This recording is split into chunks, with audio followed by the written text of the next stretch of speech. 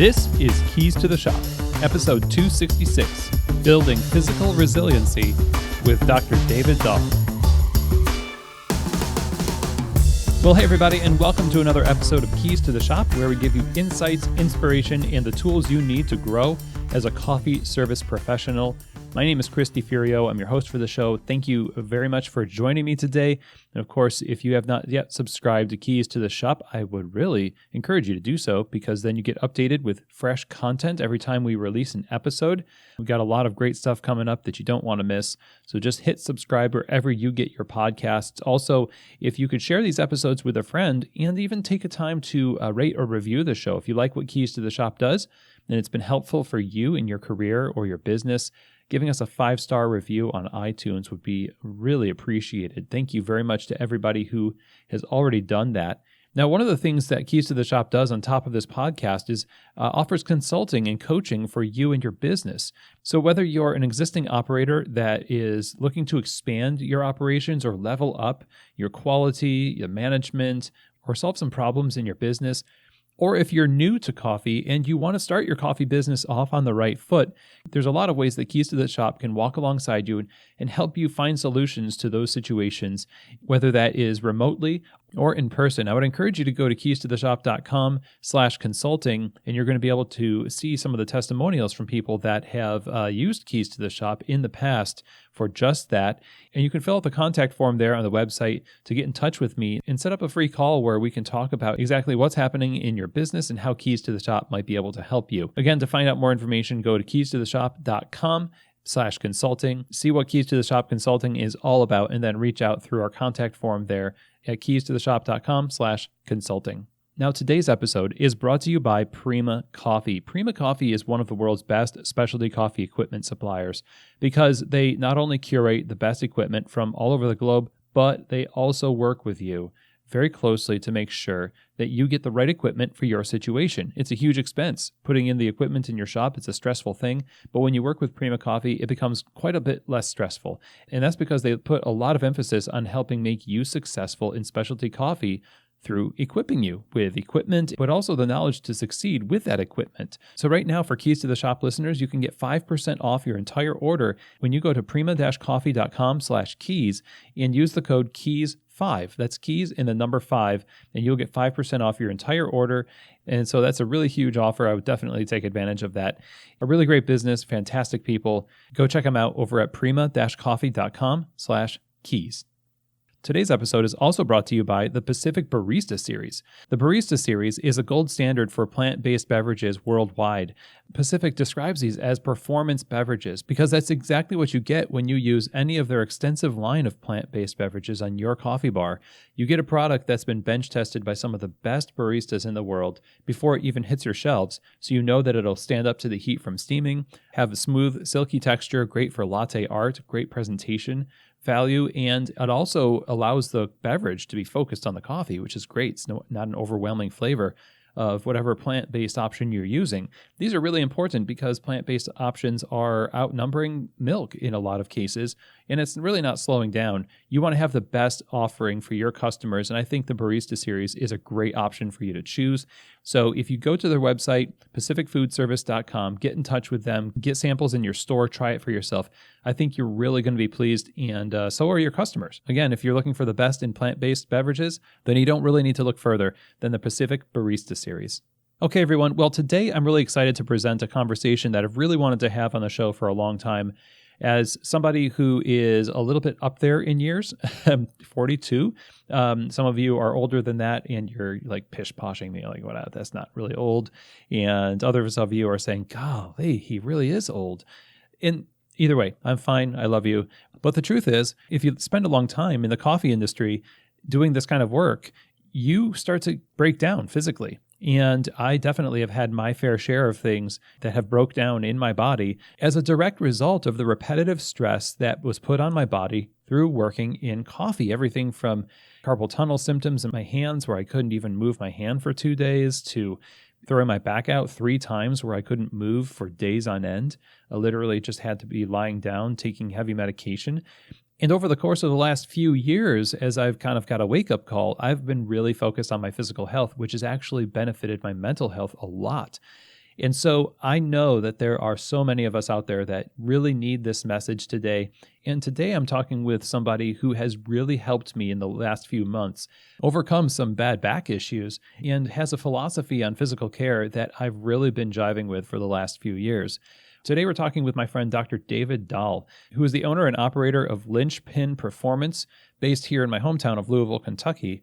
Now, Dave has worked as an outpatient physical therapist for the majority of his career, treating and caring for the old, the young, athletes, and the mostly sedentary. Linchpin Performance is a company that's dedicated to helping active adults bypass the need for expensive surgeries, pills, and injections. And the focus of Linchpin Performance is to work with people to help them be in a position to make decisions that are best for their particular goals and aspirations. And so the emphasis ends up being on teaching, listening, guiding people in their health and wellness journey. So it's a real holistic approach to these issues. And I think that a lot of the stuff that we talk about in this conversation is going to really help you with both preventative maintenance for your body and assessing and addressing some of the things that are happening in your body right now. So this is all to equip you to start your journey in a way that will lead you down the right path. And again, I think our physical health as professionals is sometimes not talked about enough. And that's, again, why I'm so happy to present this to you. And I hope that it puts you down a path of wellness and thriving in your body and in your mind. So with all that said, let's get right to it. Here now is my conversation with Dr. David Dahl. Well, David, welcome to Keys to the Shop. Really glad to have you on the show. How are you doing today? I'm doing great. Thanks for having me on. I've been excited. You've been really busy with your practice and also as a new father. Congratulations. It's a whole new level of physical activity, right? It definitely is. We're about 3 weeks in at this point, and energy drinks are my saving grace. I haven't been on those for years, but we're making it. We're definitely making it. You know, a great energy drink is coffee. It absolutely is. And I don't know if you'll respect me after saying this, but about a month before she was born, I actually went on decaf. Oh, hey, man. I love decaf. It was different. I was drinking way too much coffee and just tried to, resensitize myself to caffeine, but I'm back. I'm back. Caffeine is great. Coffee is great. Nice. Good to have you back. So we, speaking of back, actually, one of the reasons why I got to know you through mutual friends and through church and stuff is that I had thrown my back out for years of just neglecting my body in my profession of coffee. And you really helped me as a physical therapist get back on track. And we're talking like not being able to move type of pain for days on days. And, the principles and things that you have been talking to me about, and I know that you talk to all of your other clients about, are things that I thought the audience could really use, because as a 20-year veteran of the specialty coffee industry, I think I hold the marks in my body that many other people also hold. And sure, I don't want them to go through the same thing. So I'm excited to kind of talk about this with you. I think a good place to talk first, though, is, what is it that, this is what you do. And what you've seen so many different examples of neglect for different reasons, but what's the cause behind it mostly? What causes us to neglect our bodies in the course of just our regular life and work? I mean, I think it's important to look at what do our lives look like today, generally speaking, Western American society, and compare it to what did lives, look like with our parents or our grandparents. And I know that technology, it's growing just with leaps and bounds, and automations and processes are just improving and increasing. And so our jobs and our day-to-day look so different. We're spending a lot more time doing the same things and not enough time doing different things. This oftentimes it causes imbalances and breakdown. And you look at our grandparents, and oftentimes they were involved in manual labor. They were jack of all trades. Out on the farm, you're doing everything. And so I think one is we're spending less time on the farm. We're spending less time doing all these different things, and we're spending more time sitting or doing just the same exact thing. And so there is almost this unconscious neglect that's going on. And I feel bad when I say the word neglect, because I think a lot of people can hear me saying like lazy. That's absolutely not it. I think, our Western culture almost prides itself on busyness, and we're always doing things. So our day to day might actually be busier than previous generations in just terms of us filling up all the small gaps, but it looks so much different. We're far less physical, generally speaking. And so I think a lot of us have recognized that. And so in order to compensate, we've got gyms. I mean, we've got gyms everywhere. We've got online stuff, we've got in person, we've got personal training. And it's a time that you can carve out of your day that's highly concentrated, focused. And so that's there, but then we don't always use it. And so like what's the problem?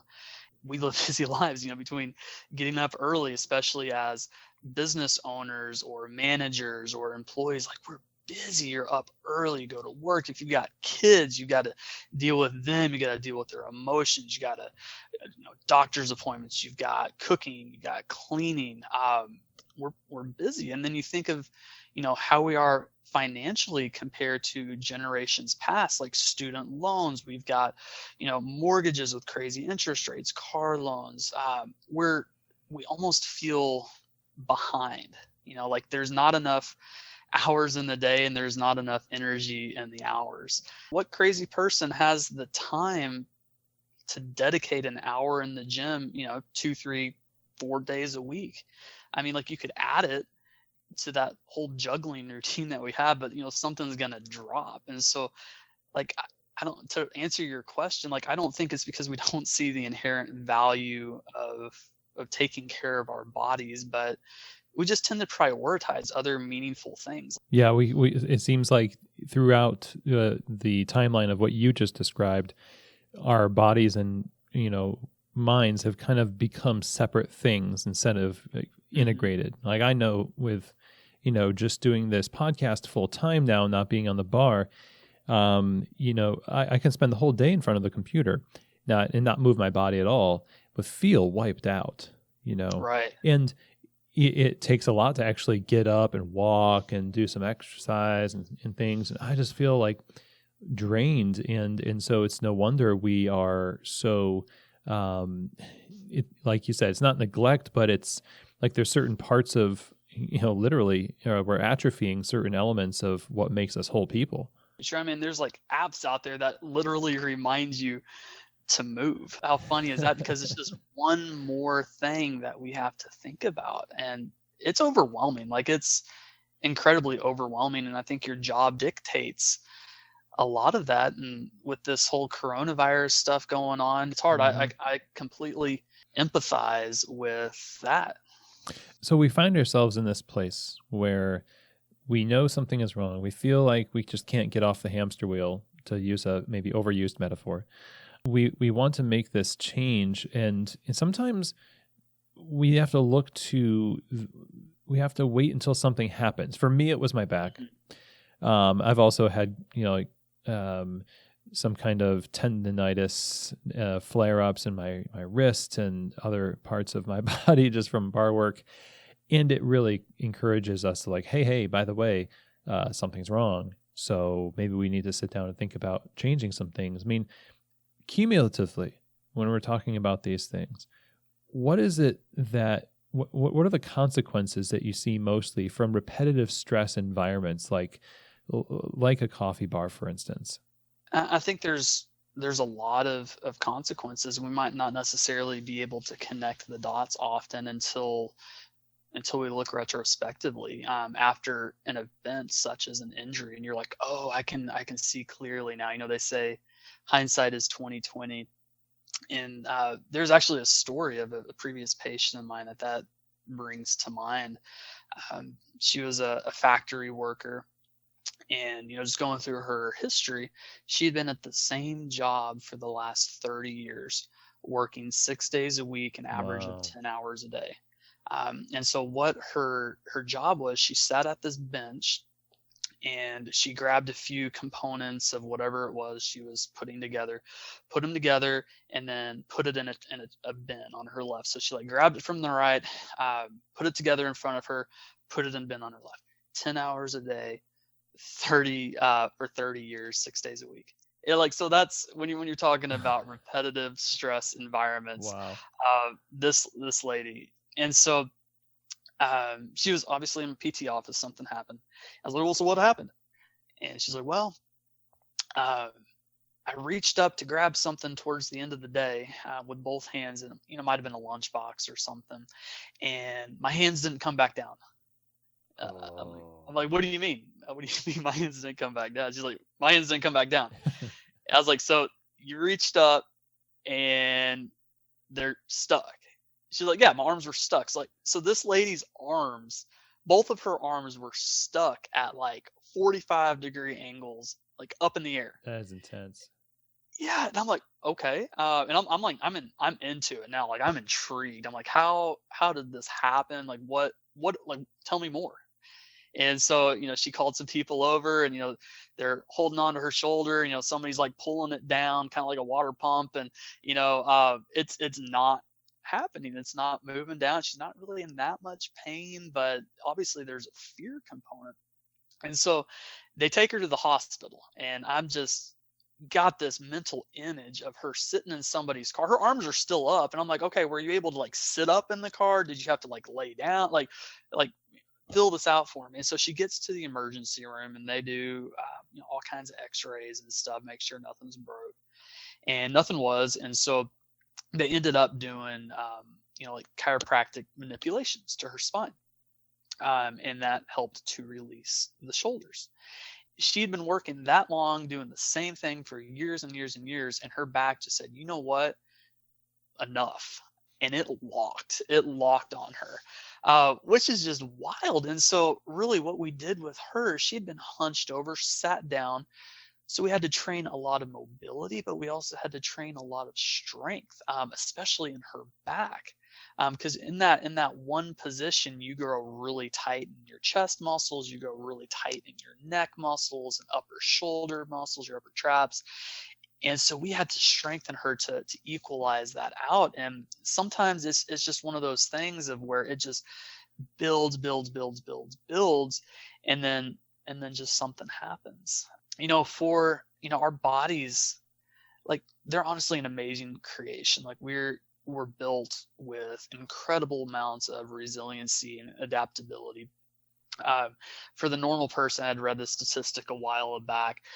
There's something called their joint life. Like, how long do your joints last? And so for a normal BMI person, body mass index person, for moderately active, it's around 120 years. Mm-hmm. Not many people live to be that old. And so your joints are built to essentially outlast you. But you look at the statistics, and people are having knee replacements at 50 years old. You've got 30-year-olds going around talking about having bad backs. And I mean, like, if you're 30 years old and you've got a chronically bad back, like, there's something going on. It's just wild. And x-rays starting to show arthritis forming in the spine as early as your 20s. And arthritis, it's your body's way of trying to protect itself from excess force and stress. So, like, what's going on with all that? And I think it's an important item to note. Like, we're built to survive. Like, our body is built to survive, but not necessarily thrive. Right? So, because if we don't survive, we're dead. And so it's like, let's do whatever it takes to survive. And you can always go back to that metaphorical tiger chasing you in the jungle. And so if you're running away from that tiger, does it really matter if you're doing it with pristine form? Not really. You're just trying to get away from that tiger. You just make it happen. So same concept in our modern world. Not necessarily having immediate life or death threats, but say you're in a job where part of that job is you have to repeatedly bend over to pick something off of a bottom shelf, and you have to do that 20, 30, 100 times a day. You don't really think about what's best for your joints, or am I in neutral lumbar, or are my hamstrings engaged, or what, it's just like task oriented. I gotta pick this up off of this bottom shelf. You're not moving efficiently, and that's something that we in physical therapy often call as force leaks. So you're not moving as effectively as you should, and you're putting stresses on structures that are not designed to bear that burden. So that's something called a force leak. So in our bending over example, you bend over, muscles aren't engaged, you're doing it with force leaks, but you still maintain stability. So that stability, it has to come from somewhere. In this specific case, it's going to come from your spinal, your vertebrae. It's going to come from your discs. It's going to come from your ligaments in your back, because your muscles aren't doing technically what they're supposed to be doing. So it's fine for a while because our bodies they're very, very resilient.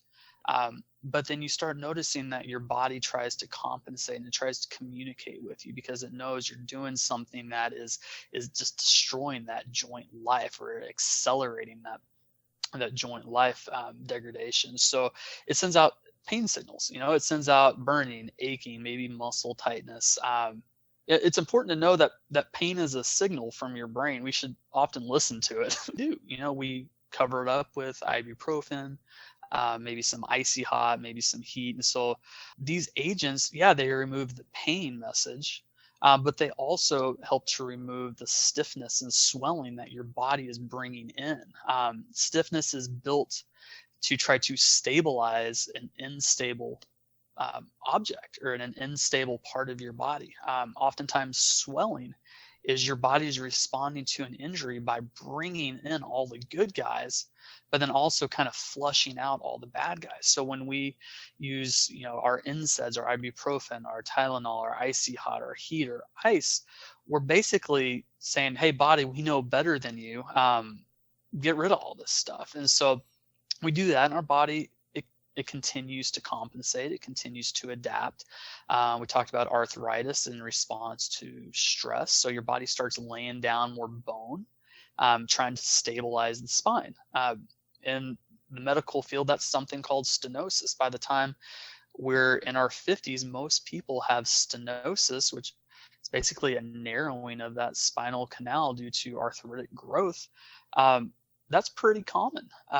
Discs losing fluid and height just from the excess stress on there. So now you've got something called degenerative joint disease or degenerative disc disease. And it's honestly, it's a predictable cycle. We see it all the time. So, our bodies, yes, they're absolutely resilient, but they're also highly adaptive to survive. And we're built to survive, not thrive. And so, this repetitive stress, whatever it may be, it wears your body down much faster than we were designed to go. So what I hear you saying when you're talking about this, I'm just, this is the kind of thing you told me when I had, I think just there was a muscle in my back that just quit and stopped working, and all the muscles around it were just compensating, thus causing a lot of very bad issues to happen. And we actually woke it up through, forget what it was called again, dry needling. Yeah, that trigger point, dry needling. Yeah, exactly. Add a little bit of the electricity to shocked awake. Yeah, turn it back on. Very freaky. But I had no idea. Unless I had done that, I wouldn't have any idea that any other part of my body was responsible also for that part of my body. So parts of my hips were responsible for my back, and your whole body is compensating for these stress points. But yeah, I think some of us, and I've thought this way too, are just thinking this is genetic. This is, either A, you're older and you feel like this is just genetic. It was something my dad had and it's something that I have. Or you are young and you think nothing can kill me. And I'm just going to go full on into this. And then one day you can't use your hand. So it feels like we have a very myopic view of either our ability to avoid injury or where injury comes from in the first place. Yeah, no, I mean that's very true. And I mean, like we had touched on a little bit earlier, like we don't necessarily think about it until something happens, until the storm comes. And then only when you start, using introspection and I guess retrospection in that case, oh, I can kind of connect the dots. Or you go to a rehab professional, or you go to somebody who's been down that same path, and you're like, oh, that makes so much sense. Why did I not know this before? And I think, I mean, I can speak for myself. I'm very hard-headed. It takes me going down the hard path to learn stuff for myself. But I think a lot of us are that way. And like, we know we need to take care of ourselves. We know that, doing the same thing day after day after day isn't good for us. But while we're still feeling good, we're going to do what we need to do, because that pays the bills. That keeps electricity on. That keeps food on the table. And if that's what you got to do, that's what you got to do. And it's sometimes, too late. I hate saying too late, because our bodies are incredibly adaptable. I mean, there's people who, have bad backs or they say they've had bad backs for years, and they're perfectly fine now. They work through that. They get guided by movement professionals or rehab professionals, and they're good. They find out the problems, they deal with it. Our bodies are highly adaptable. But sometimes life just smacks us in the face, and you kind of have to put the pause button on life for a minute and figure out what are the issues and how do I not run into these again.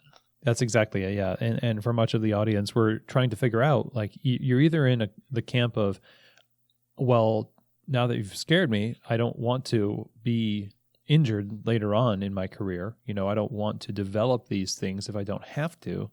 Or I am currently experiencing these things, or I know there's signs of these things happening, and I need to know how to correct that. And I think, we need to know what to do from here. Like, the best practices that we should put in place in order to really care for our bodies, because like you said, we have to have these jobs. It's not like a matter of just, well, I'm just going to get a nice job, or maybe I'll just become a gym instructor and that'll be my job, and then I'll always be around fitness. Right. No, so we have to work, and we've got to repeat movements at work. So what things can we put in place to correct this slow march towards dysfunction in our bodies? I mean, it all starts with little steps. I mean, sometimes we just have these grandiose goals, especially around the beginning of the year of, I need to lose 30 pounds, or I need to start working out. And like, okay, yeah, most of us probably do. That's fine. One of the tactics that I was taught a while ago when talking with people who are wanting to implement change is you ask them why. Like, you ask them that a lot. And so I'll often call it the 3 levels of why. And so if somebody sit in my office with, I mean, we'll call it, shoulder pain or wrist pain or whatever it is.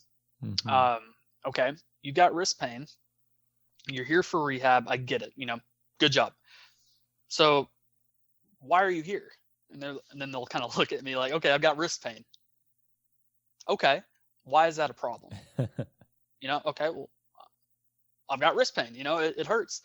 I'm like, okay, well, most people, it is common for people to be in pain. Is it normal? No. Most people walk around with some sort of pain in their life daily. Okay, you've got wrist pain. There's a lot of people that have wrist pain. Why are you trying to do something about it right now? And they might say, well, I like to go to the gym, or I like to especially like within the coffee field, I'm sure using your wrist, using your hands, you have to do that to work.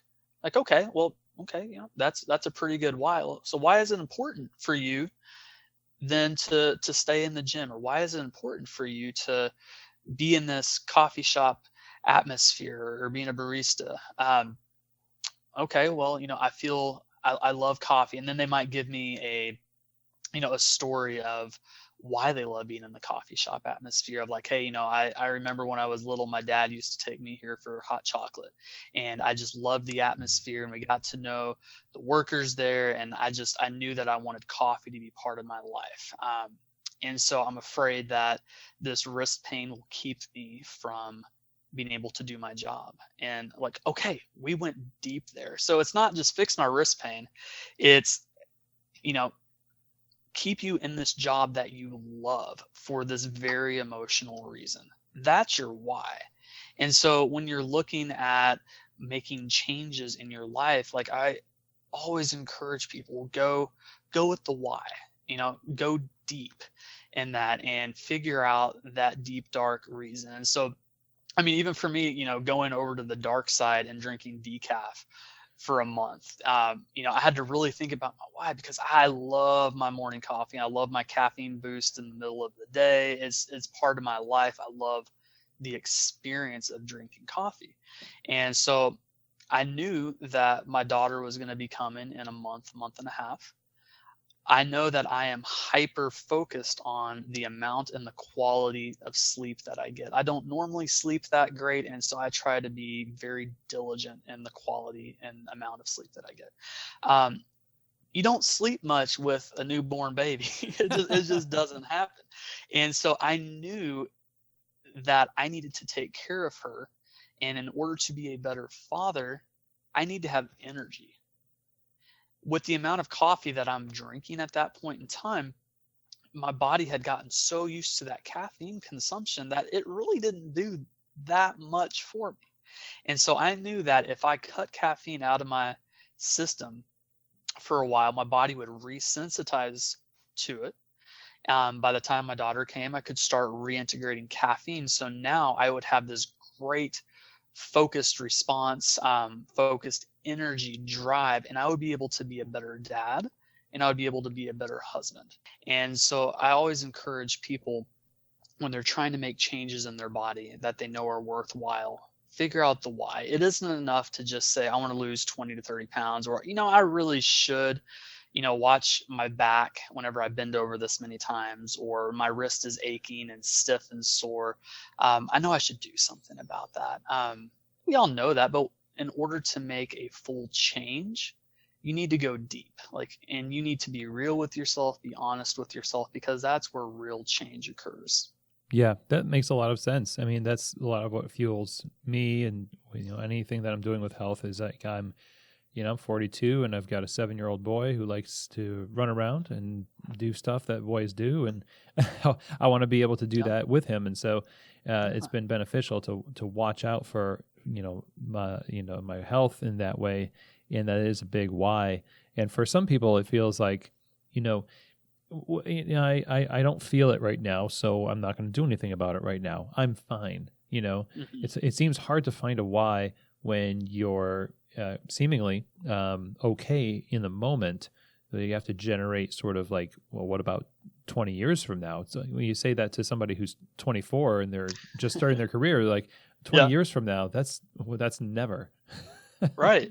You're immortal when you're that young. Like nothing can hurt you. And you still bounce when you fall as well. And so I don't know why we're so hard-headed, but we are, and we're reactive as a culture. I think that's just our culture, is to react rather than be proactive. And I hope that's a change that can be made as years progress and as our society progresses. Okay, so let's say that we're being proactive then, that we've heard the good news from David in this podcast, and we do want to do some things right now. Like, what are some actionable items that we need to start integrating into our lives to really make a difference? Sure. So I really speak to that in almost two different categories. So one would be that of stressing your body, and the second would be that of recovery. So those are almost the two huge categories that all this would fall into. So stress, I mean, that's something that we all know about. You've got to stress your body to get stronger. You lift heavy weights, you break down muscle, and you grow muscle. So when we think of exercise that's That's stress. So with stress, we want to be consistent, we want to be diverse, and we want to be disciplined. So we want to be consistent in stressing your body in diverse ways.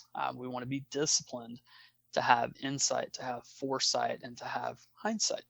Are you We need to talking have, about exercise as stress, like purposeful stress? yeah, absolutely.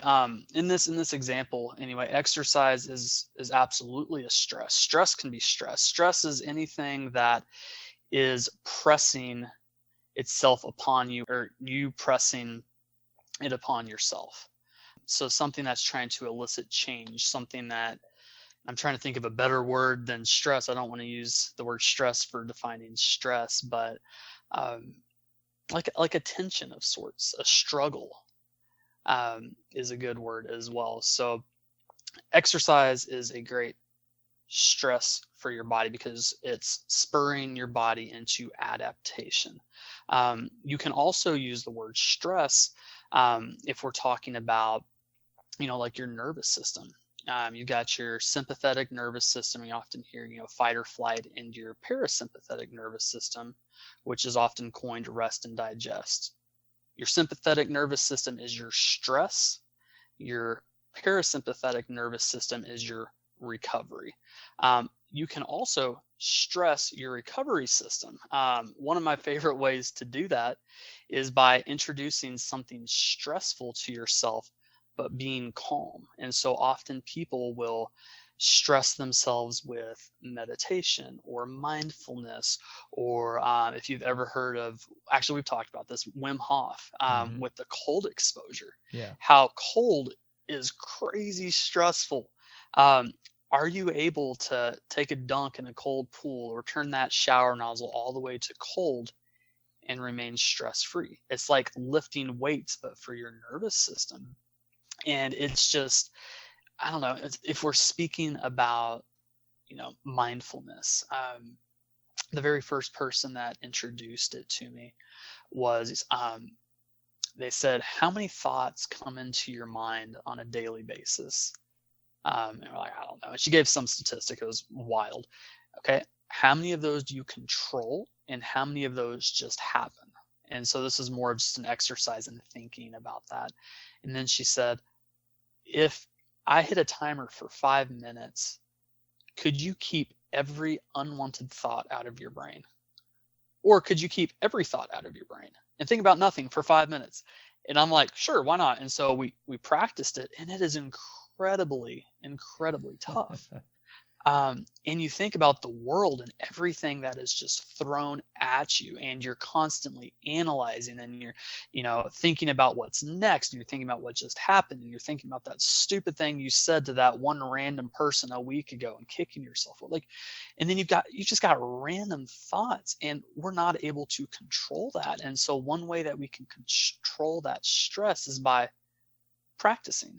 So weightlifting is for like the muscles, like a mindfulness, like almost meditation of sort, is weightlifting for your brain. Cold showers is a stress for your nervous system, all in efforts of making you more resilient. And that I think is the key. Like, there are so many modalities that you can integrate into your life to gain a higher degree of resiliency and robustness in whatever you're trying to do. So this is an approach that's really holistic in caring for the entirety of the person, and kind of, it's not just, well, if I want my wrist to not hurt, I just need to stretch my wrist and I'll be fine. That's very true. Yeah, I mean, hopefully, if you stretch your wrist, it's fine. Sometimes you maybe just have a tight wrist, and you calm things down a little bit. But our bodies are so complex. Every system is connected. So your wrist might hurt because you're overly stressed out. Like, I've had people who come in with crazy amounts of pain that you cannot connect the dots with, and then you realize, oh, they're going through a divorce. That's why they have pain. And it's wild. In days that they're feeling good or whatever it is, their pain's less. Or maybe they're having that wrist pain because their diet sucks. There are all kinds of foods that we can eat that are incredibly inflammatory, and your body manifests that inflammation oftentimes in pain in the weirdest areas. Like there was a lady that I treated for a while for back pain, and she just wasn't getting better. And I threw every trick in the book at her. And I think it was a year later or something, I was reading this book on gluten and how it was just an irritant to almost everybody, even if your body's able to mask it. And so I sent her that book, or I told her to go read it, and she read it. And within a week of cutting out gluten, her back pain was like 80% better. It was crazy. And so, like, yeah, if you've got wrist pain, my encouragement is don't chase the pain. It could be a very localized thing. It could just be like, man, I lifted this a lot more, or I did a lot of typing today. And, it could be very localized, but it could also be something that's perhaps coming from your neck. I see, carpal tunnel symptoms coming a lot of times from the neck. It isn't always from that transverse ligament or whatever it's called that's putting pressure on that median nerve. It's something that's like, well, maybe your posture sucks. Maybe you've been bent over on the computer screen, or often make fun of teenagers and call it text neck. So as you're looking down and texting all day, you can get wrist pain from that. It could be dietary, as we talked about. It could be stress induced. Pain is so multifactorial that you do have to take this just wholesome approach, this holistic approach, and really kind of dive deep to figure out what's going on. I like that. And it feels like when I started to, so I think it was probably 4 years ago that, or 4 or 5 years ago, I was 40 pounds heavier, and it was just taking vitamins every morning at the same time. I determined that I was going to make myself do one thing for health. Right. And eventually I was able to keep myself on that schedule, and I added push-ups. I added a little thing here and a little thing there, cut this out here. And it took years, for me as an older person, like maybe I would have had a little bit more brain plasticity to my advantage if I was younger.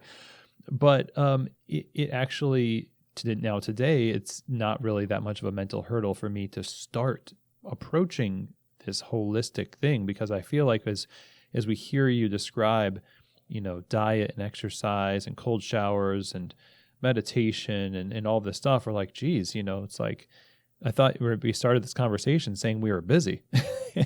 Yeah. But, I feel like you tell me, but when people say I don't have time, it's usually more like that's not a priority, not necessarily an absence of time.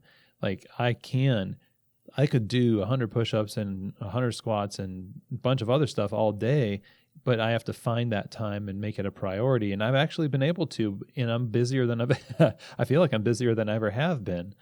But if again, goes back to that idea of prioritization, but starting small. Yeah, that's absolutely true. And, small rungs on a ladder. You don't have to take these big leaps. And, I know for me, when I exercise or I do something for me, it like lights my brain on fire in a good way of like, I've got energy now. Like I might say, have 4 or 5 hours worth of work to do on a computer at the end of the day, and I don't feel like I've got enough time to go for a run, or, maybe to sit and do 100 squats or push-ups or whatever it is. But if I take the time to do that, it amps me up. Like it makes me feel good. It makes me feel optimistic. It gets me excited. And then when I sit down, I'm actually more effective. I'm more efficient. I'm more focused when I take the time to do those things. And so full circle, like we are busy. And I know a lot of people that you work with in the coffee industry, owners, managers, like you're got a lot of people you're responsible for. If the business fails, I mean, it's not just you losing money, it's people losing jobs, people who have kids, people who have spouses. That's a lot of pressure.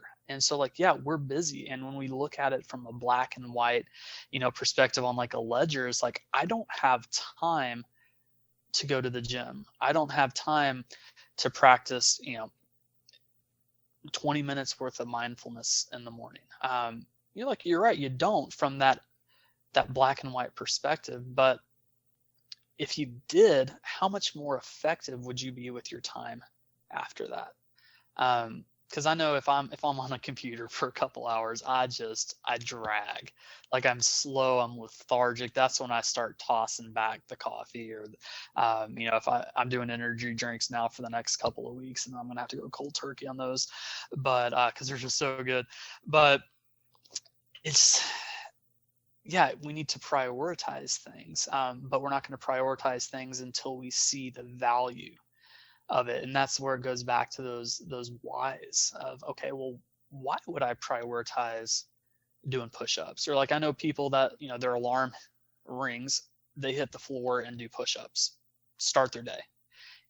Okay, why is that important? Like, they have to see some kind of value in that, other than just getting, strong chest muscles and arm muscles.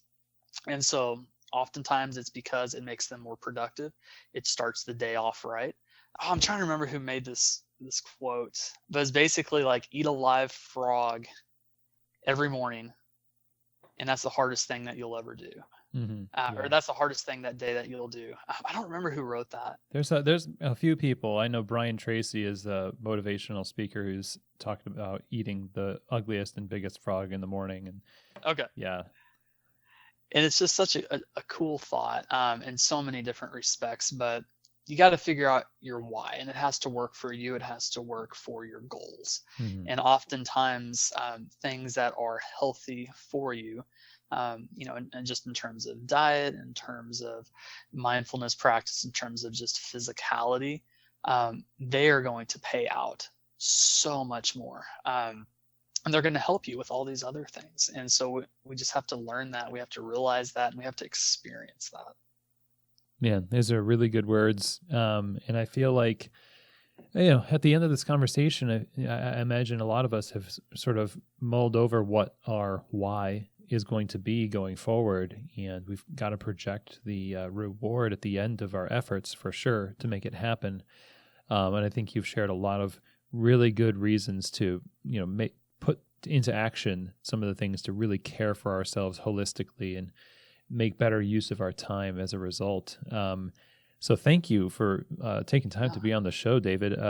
Where can people go to learn more and to get some more, even more specific advice on, things they can do with exercise and so forth? Where can we learn more about Linchpin Performance?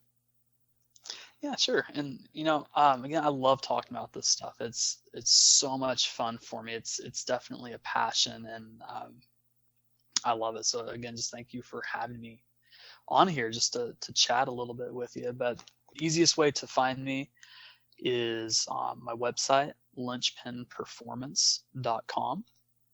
I'm also pretty active on Instagram. I try to regularly post. I like to post a lot of things that people would just find helpful. Like, you don't have to be a client of mine to come and find benefit for things that I put on Instagram. I've got a lot of free resources on there. I've got a lot of free resources on my website, and that's growing and growing and growing. And it's just so much fun being able to help people, being able to empower them to take control of their bodies, to be able to understand their bodies, to understand their weaknesses, and how to progressively overcome those. And I just, ever since somebody threw out the term to me, Rehab Sherpa, I've really just embodied that, because a Sherpa is somebody that guides, that walks with you every step of the way, somebody that teaches. But you got to do it yourself. You got to do it. You can have all the help in the world, but if you don't put in the work, you won't get the results. And so my profession, it's truly a blessing to be able to see people taking control of their lives and doing good by themselves and being proactive oftentimes. It's truly a blessing. Excellent. And I know that you have some guides that you've been putting out recently. That we can find those guides for things like neck, back, and knee, pain and things like that. Those are on your website as well? They are. And like I said, it's a work in progress.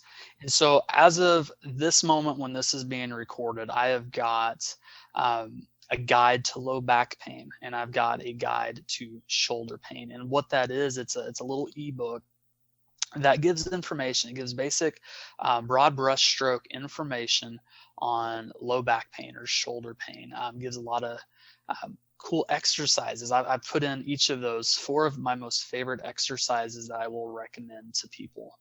And they've got links to my YouTube channel that show exactly how to do the exercises.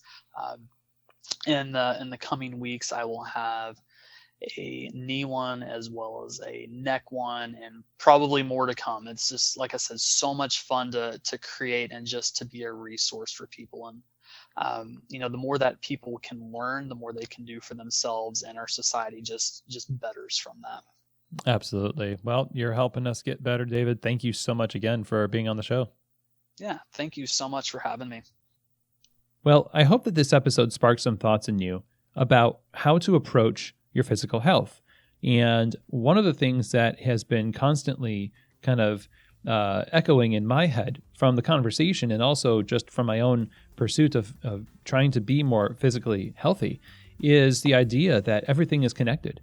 And the decisions that I make day to day, on the bar, off the bar, what I eat, how I sleep, how I move, all of these things contribute to the end result of whatever I feel like today.